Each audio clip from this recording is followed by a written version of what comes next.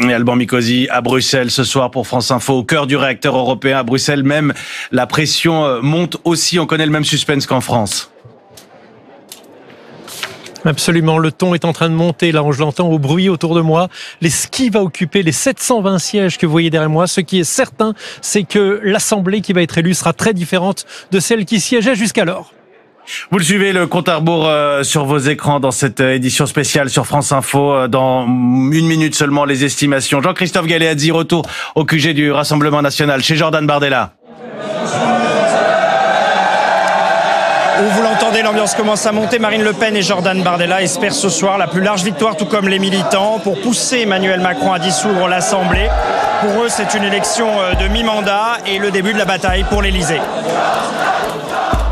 Et on entend déjà un petit peu ce qui peut se dire du côté du quartier général du Rassemblement National. Majid Kiat, vous êtes chez Valérie Ayé, là où se réunit la liste Renaissance. Oui, c'est beaucoup plus calme ici, même si la tension monte, mais l'enjeu se joue bien du côté de l'Elysée avec une cellule de crise et une question: est-ce qu'Emmanuel Macron sera en capacité de gouverner en cas de défaite ce soir jusqu'en 2027 ? À moins de 30 secondes à présent de la révélation de ces estimations.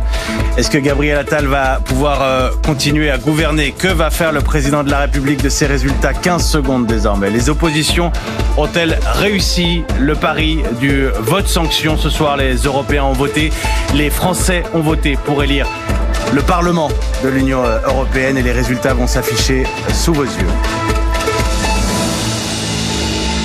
Une victoire écrasante du Rassemblement National qui fait plus de 2 fois le score de Renaissance à 15,2%.